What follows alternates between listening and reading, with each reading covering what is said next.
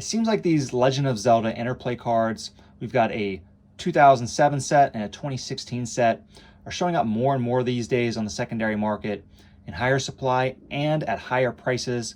I'm going to tell you all about these cards. I'm going to tell you everything you need to know. And I'm going to tell you where I think there's some opportunity in these cards, and also where I think there are some risks, especially with the kinds of things you're seeing coming to market, and especially if you're someone who may not be familiar with this set. Now, we got the 2007 Legend of Zelda Interplay set. Interplay is the company that made these particular trading cards. These are entirely focused around Twilight Princess. And over here, we have the 2016 Legend of Zelda Interplay cards, and these are represented by a variety of Legend of Zelda games. I pulled these two out. I'm going to talk about a little bit later. These are simply my favorite of the chase cards from the 2016 set. So I'm going to tell you why I like this card in particular. After I go through the graded cards that I have and talk a little bit about the chase cards, we're going to be looking at my complete binder of both of these sets and tell you some of the other cards to be looking out for. Now, the number one thing that you want to know for these Interplay cards is that both of these sets, yes, they can be graded by PSA. I have not seen them graded by other grading companies as of yet. But the highest tier chase card are the gold foils. Now, this is where some risk comes into play, because there are some regular holofoils that are not gold foils that you're seeing come onto the market, and you're seeing people put them up for pretty high prices, even though the regular holofoils, in my opinion, are not that rare, and really you can get them in raw form pretty cheap from what I've seen, and they just, I don't think, should be fetching any kind of premium next to these gold foils. In the 2007 set, I'm not sure about the 2016 one, but these gold foils are one per box. And the last box of these Twilight Princess cards I've seen went for $450, something like that on eBay. And you are seeing these be put up for a lot of money. People kind of understand that these are harder to get. But there are some non-gold foils. If it's not a gold foil, you really want to be very careful or not spend a whole lot of money on those. And we'll talk about where I do see opportunity with those in a moment. I'm going to show you what I have in the 2007 set. So again, these are from Twilight Princess. So here we have G1. This is Ganondorf, Dark Lord Ganondorf. And the 2007 set are puzzle cards as well. They form a picture on the back if you put them all together. And the 2016 ones do not do that. They are still the gold foil rarity, but they have bios on the back and then a little event paragraph about something, some interesting fact about them, or some event that occurred in the story of the game. So this is G1, Dark Lord Ganondorf. Here we have Princess Midna. This is gold foil number 2. This is in a PSA 9. You can get these graded or raw. They seem to be not a huge premium, I think, for the graded ones. The raw ones are also being put up for a pretty good penny, and they're just harder to come by than the 2016 ones. Here is Queen Ratula. This is G4. So I don't have a complete set of these gold foils. These are just some ones that I've picked up. I do have a complete set in raw form. I mean, not in graded form, but I have been picking up whatever graded ones I can find if I can get them at a decent price. As I've been going along here, here's the Great Fairy. A lot of these are PSA 9, you'll notice, and I think that's good to go for. It looks like the people who want, who are selling the PSA 10s want just a whole lot compared to the PSA 9s, and in my opinion, even in raw form, these are pretty expensive and hard to come by. So I think PSA 9, even PSA 8s, are just a good grade to go for if you want to get these graded. And then here's another Great Fairy. I have been getting duplicates of these. I actually believe there are a lot of potential for these cards, as I do believe there's potential for a lot of video game trading cards, comic books, posters, and that kind of thing. I think there's a lot of focus on graded video games, complete in box games when it comes to video games. But the franchises are so huge. I mean, Zelda is such a big franchise. I just feel like there's a little bit of under the radar. They're a little bit being under followed, given that the franchise that they are representing. And I don't think that that's, the potential of these has been really fully realized. Here are my 2016 ones. Again, this set represented a variety of Zelda games, not just Twilight Princess. So here we have G1, Link from Skyward Sword, one of my favorite Zelda games. And you'll notice On these, they actually have a little paragraphs of information. They don't form a puzzle. There is a puzzle, a set of 9 puzzle cards in the 2016 set, and I've actually seen some of those graded as well. So this has bio: as the goddess Hylia's chosen hero, Link must overcome numerous trials to rescue his friend Zelda and save the world. And then it has the great cycle: Link, Zelda, and Demise all play key roles in the eternal fight of light versus dark. So there's like a little bit of a story element as well as a bio there. Here is one of the cards that I think has huge potential. It actually reminds me, I get this confused sometimes because it looks like it would be one of the gold foils from the 2007 set, because it's the Twilight Princess Zelda. And the reason I really like this card is you don't usually see Zelda portrayed in this kind of dark, grim light where she's robed here and kind of, in stealth mode. Twilight Princess is a very dark game compared to some of the other more brightly colored, vivid Zeldas, and I think that this card in particular has a lot of potential because of the way it stands out in that way. So here's a PSA 8 one. Again, I think these are good to go, even in lower grades, because I think the gold foils do seem to be pretty limited on the market. And then here's a PSA 9. It's a little bit hard to tell. They both present really well, like what makes this one an 8 versus a 9, and there'll just be, I guess, a little bit of scuffing on one of the corners or edges, but honestly, I mean, they both present really well at any rate. Okay, so that is G2 here, I think is another one with a lot of potential. And I've seen some people speculating on this card. Like, I think I've seen someone put it up as a PSA 10 for like $5,000 or something crazy like that. And I guess people are seeing Skull Kid from Majora's Mask as like kind of the Charizard of this set, I suppose. But I don't know if I agree with that. I think there are a lot of great characters represented in the gold foil form. So here's a PSA 8. Another Skull Kid in PSA 9. Here's Yuga, Link Between Worlds, probably a less expensive one, more of a lesser known character, but it is in PSA 10. I want to say I spent $125 on this card. So a lot of the 2016 ones, you're seeing maybe, I think I paid around $100, a little bit more than that.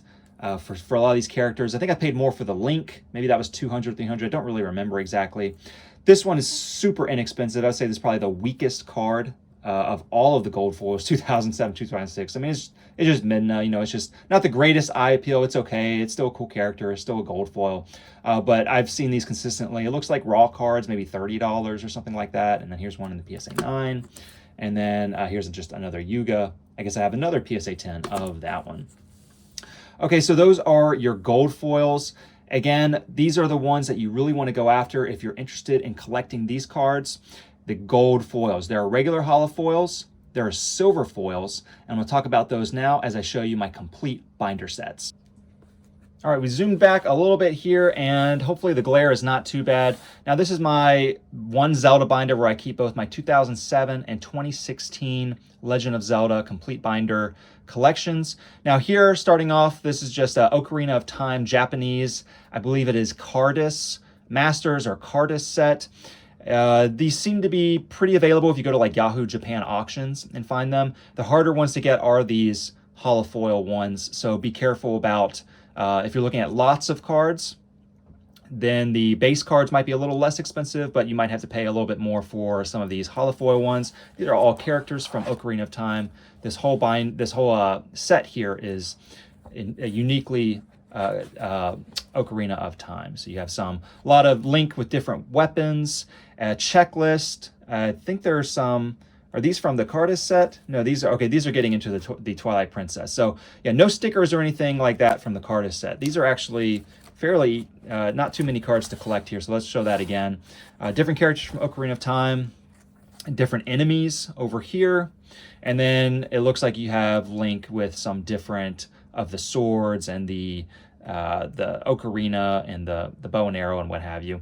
Now here you'll see what this tattoo here and this checklist and then the hero's bow. These are extras from my Twilight Princess set, so we're going to get into that now. This is the Enterplay 2007 complete Enterplay set. These are entirely based on Twilight Princess. And you'll see here, these are the base cards. So these are not holofoil. You have a variety of the characters represented from the game. Now let's actually take one of these out here. Let's take out Princess Zelda. And I don't really remember what the backs of these look like. So here's this. It has a little bio there. Pretty cool. And then it has the number of the card in the set. So I put the base cards first. Let's keep flipping through. Now these look like they have a different background. So we had the good characters, the light side. Now we have the dark characters. So we've got Dark Lord Ganondorf, and then a lot of the boss monsters or enemies. And these also have the bio on the backs. Now here we're getting into, let's see, this is the silver foils. We're approaching the silver foils now, and I don't know if this is a base card or silver. I don't see any foiling on this one. So it looks like you have some base set of the weapons. Talk a little bit about the weapons on the back. You got a game tip, and this is really cool. They have a little screenshot there of, I guess, when you obtain it and where they are located in the game, which is really cool. Now these, you can see a little bit of shine on here. These are the silver foils, so that's the next rarity up. I actually found an entire set of the silver foils someone was selling on eBay and picked that up. I think I spent like $80 on them. And I think you're starting to see some of these graded as well. So these may be one of those foils after gold foils that start to maybe move up as an alternative, particularly some characters that people like or different enemies or scenes that might become more popular. So again, all the silver foils. Let's pull one of these out actually and take a look at the back before we get to the gold foils. It's not a huge set, as you can see, and I don't know what the pull rates are on these. I would just be careful. These are one of those things, if you see someone wanting a lot of money for a silver foil, you might want to be careful spending too much, because I don't know how rare these are. Just kind of hold out for those gold foils. So this is cool. It has game tips and hints and storyline around this depiction of this picture here. And I haven't gotten through Twilight Princess, so I don't know what a lot of these are actually representing. But that is definitely on my list to complete at some point. Now here's where it's getting really, really nice with these cards. So first we got some tattoos. Again, I don't think these are very rare. But here, the gold foils. You just saw some of those graded. Here's the complete 9-card set. I have a little glare here, so I'm going to block that. There you go. So that's Wolf Link. There we go. That looks really nice there. Now you can see it all with the foil. Really cool foiling on these. I mean, they look fantastic, especially graded. They just display really well. And they're actually a little bit layered. So I don't know if you can tell, like up here with this Ganon's puppet Zelda, like not the entire surface of the card is foil. Only her eyes here and the braids and different parts of the dress are shining, as well as the border. So they do look really nice in person. Not sure how well that's come across on camera, but here they all are. So we've got Dark Lord Ganondorf, Princess Midna, Ganon's puppet Zelda, Queen, Rutella, Link, Wolf Link, Great Fairy, Twilight Igniter Fyrus, and then Great Spirit over here. So those are your 9 gold foils. They do form a picture on the back. All right, here are the 2016 cards. Sorry about this little bit of glare over here on this side. I'll flip up the binder page a little bit so you can see that better. But here, again, a lot of different games represented. And it looks like here, I haven't opened this binder up in a long time, but we have the base cards mixed in with some of the regular holofoils. And this is what I want to point out. This is really important. These holofoils are really nice. Great depictions from games, but these are not equivalent to the gold foils. If you see one of these regular holofoils from this 2016 set graded in PSA 10, that could be a cool pickup. It would be a great collector's item over time, I think. I think they could prove to be really cool alternatives to the gold foils. But if you see someone putting it up for crazy money, like the equivalent of a gold foil, don't buy that. Go and get the gold foil instead. Again, I think they could be cool collector's items organically over time. I don't think we're quite there yet with these, so be careful. Don't pay too much money for these regular holofoils. So a variety of characters here. Let's see. I think this is all Ocarina of Time, so I think they have it ordered by games. We have Ocarina of Time there. Yeah, here's Majora's Mask. And each of these games has one holofoil then. So you have Ocarina of Time, holofoil, characters, holofoil, scenes, 4 scenes from the game. Here is the Majora's Mask. So again, regular base cards. Here's the Majora's Mask holo right here. 4 scenes from the game. These are cool, these screenshots. And then let's pull one of these out and take a look at the back here. Let's take out this little Deku mask guy. Here it is. Yeah, it tells you a little bit about, I guess, what's going on in that scene there. And then this is cool. What's next?